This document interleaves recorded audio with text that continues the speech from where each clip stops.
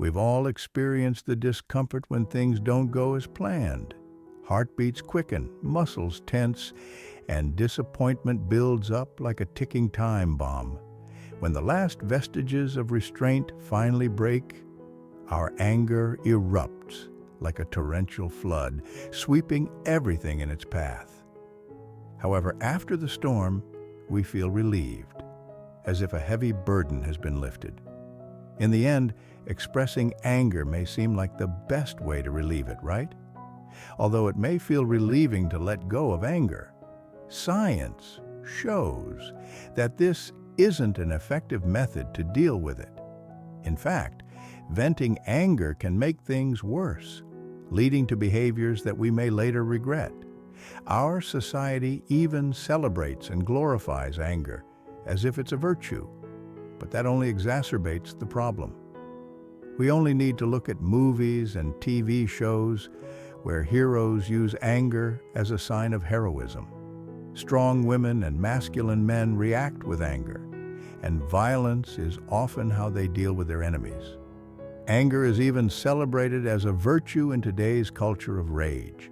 The furious cry of "How dare you" into the microphone has become a symbol of changing and improving the world. We see anger as a display of power, a transformative tool to get what we want, and a legitimate, effective way to express dissatisfaction. We often view expressing anger as a form of catharsis, similar to releasing steam from a pressure cooker. Therefore, many believe that venting anger will help relieve emotions and even praise its usefulness. But should we believe in this notion? This video will explain why venting anger is not a good solution and why we should restrain and control these emotions. 1. The philosophy of anger. Once upon a time, a demon visited a Buddhist temple. A fearsome creature was wandering in the meditation hall. The monks, horrified, reacted with fear and anger, trying to drive away the demon with shouts and reprimands. However, the more hostile and aggressive they appeared, the stronger and more terrifying the demon became. When the head monk returned from a distant journey and saw the demon, he chose a different approach. Instead of responding with fear or anger, he welcomed the uninvited guest with calmness and compassion. The other monks were amazed as the demon began to shrink under the gentle care of the head monk. He simply watered it with compassion and tranquility, and eventually the demon shrunk to the point of disappearing entirely. The Buddhist approach to anger may seem unfamiliar in a culture where the typical response to anger is to react with even greater fury. According to Buddhist perspective, responding to anger with anger is like pouring fuel on the fire.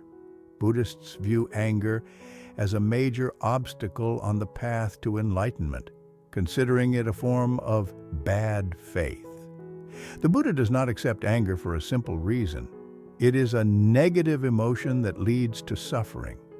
When we are angry, we often act in ways that we later regret, as anger clouds our judgment and distorts our perception of reality.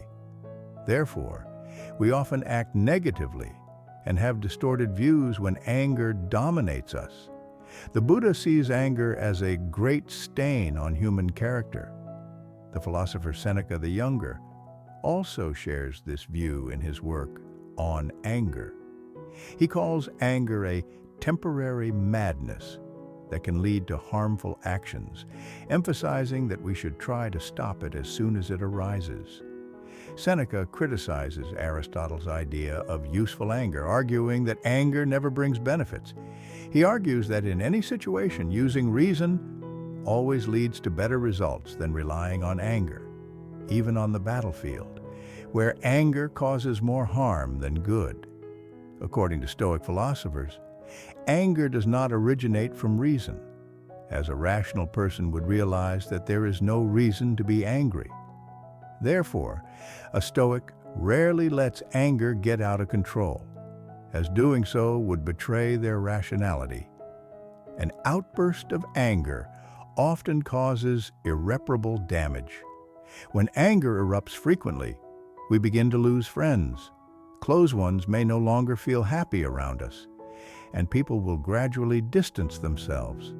Therefore, although venting anger may provide temporary relief, the price paid for that relief is extremely high.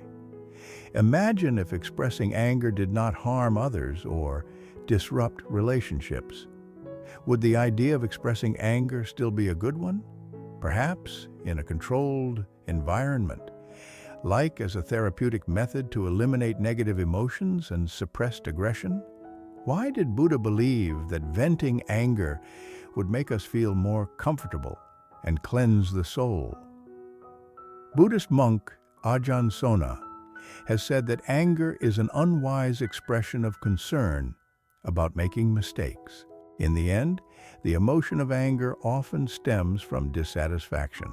Simply put, we are not content with our current situation and desire change.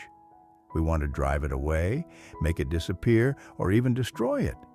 Anger typically arises when we feel dissatisfied, uncomfortable. Ajahn Sona asserts that releasing anger, even with the intention of releasing it, is itself anger. Quotation: "Some people think, when I yell, slam pillows, and similar actions, I will release anger. No, that's not correct." Exactly. In those moments, anger rises and makes you want to scream and smash everything around. This creates a harmful cycle. Anger escalates, and then you engage in those actions, causing the anger to continue to grow. When the anger finally subsides, you may feel relieved, but in reality, the anger doesn't disappear because you released it. Sona also argues that the feeling of relief after an outburst is not because we released the anger, but rather because the anger is no longer there. However, why should we trust these philosophers and religious figures? The answer is, there are appropriate scientific studies that align with their assertions. 2. The science behind venting. At first glance, it may seem that anger is like a cleansing agent. Indeed, releasing anger appears to be the most practical solution once it has built up within you. Typically, after experiencing a fit of rage, people feel relieved, as if they have returned to a state of equilibrium after removing a dose of toxic substance. Anger can be seen as a form of mental purification, much like how going to the restroom is the only way to relieve pressure from accumulated waste. The term catharsis theory is used to describe this perspective on anger. The word catharsis originates from the Greek word catharsis, meaning cleansing or purification. In this context, it refers to cleansing the mind and body of anger and pent-up aggression by engaging in aggressive actions, such as punching a wall in anger.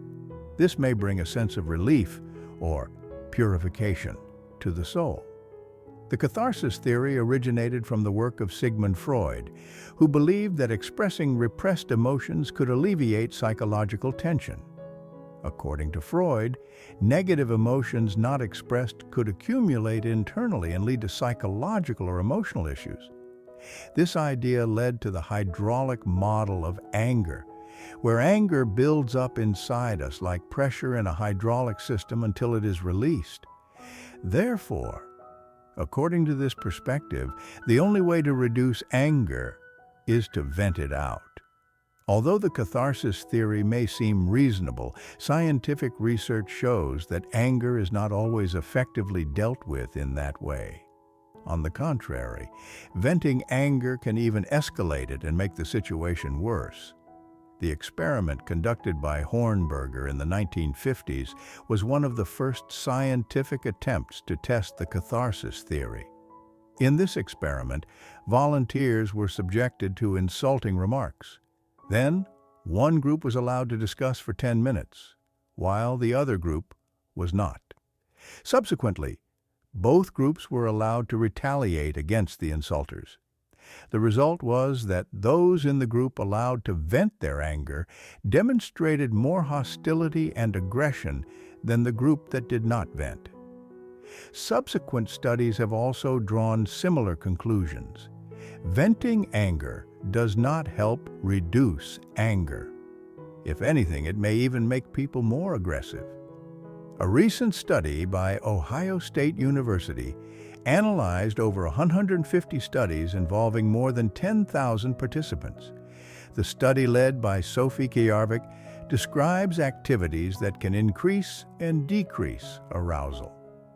Activities that increase arousal include intense physical exercise, smashing objects in a rage room, hitting punching bags, and cycling.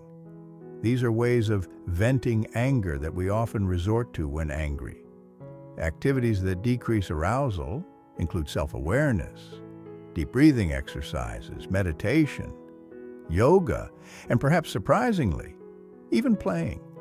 These are ways of cooling down.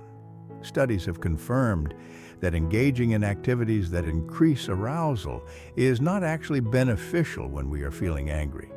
In fact, some activities such as running may make our anger worse.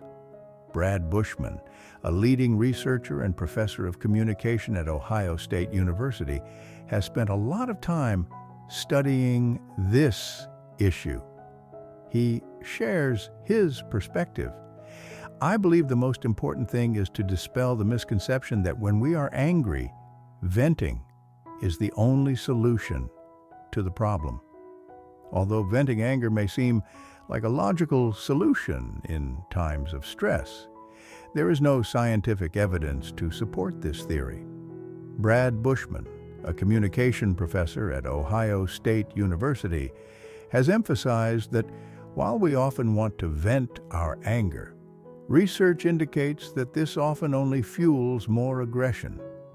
He has compared venting anger to using gasoline to put out a fire in a previous article. In fact, it only makes the situation worse. Therefore, actions such as pounding nails, punching sandbags, and screaming into pillows after being provoked may actually fuel further anger. In fact, this is precisely the approach that many renowned psychologists advise people to avoid. Brad Bushman notes that instead of envisioning the face of the enemy on a pillow or sandbag and striking out, this only makes anger and aggression worse. Brad Bushman's findings indeed demonstrate the ineffectiveness of anger release, supporting the assertion of the Buddhist monk Ajahn Sona. In reality, venting anger only makes the situation worse. This begs the question of whether we have been handling anger correctly. Perhaps it's just fate's way of mocking us, isn't it? 3. Activities to decrease arousal. Previous studies have shown that activities that reduce arousal can help us control anger. Both followers of Buddhism and adherents of Stoic philosophy agree on this point. Meanwhile, avoiding activities that increase arousal is the best course of action. As mentioned in the video, practicing mindfulness, meditation, yoga, breathing exercises, and engaging in enjoyable physical activities can help reduce anger. Instead of going to an anger room, would you like to join a local meditation session? And instead of resorting to threatening the use of nuclear weapons, why not try some breathing exercises? According to researcher Sophie Kjarvik, gradually relaxing muscles, and relaxation in general, can also yield similar results to mindfulness and meditation. She suggests that most interventions to reduce arousal are either free or low cost and easily accessible. You don't need to make an appointment with a cognitive behavioral therapist to deal with anger. You can download a free app on your phone or search for videos on YouTube if you need guidance. She emphasizes, everyone wants to vent, Bushman adds. As disappointment accumulates, the desire to explode will increase. Our body's natural response to uncomfortable feelings is the desire to move, much like when we jump into cold water. The discomfort is so intense that we want to escape immediately. Therefore, self-regulation and regular practice are necessary to prevent anger explosions. However, it's worth noting that while it may feel justified, venting anger isn't always worth it. By emphasizing that venting anger can have dire consequences, the reality is that it doesn't reduce anger, but instead makes it worse. So we should be cautious of methods that society often encourages.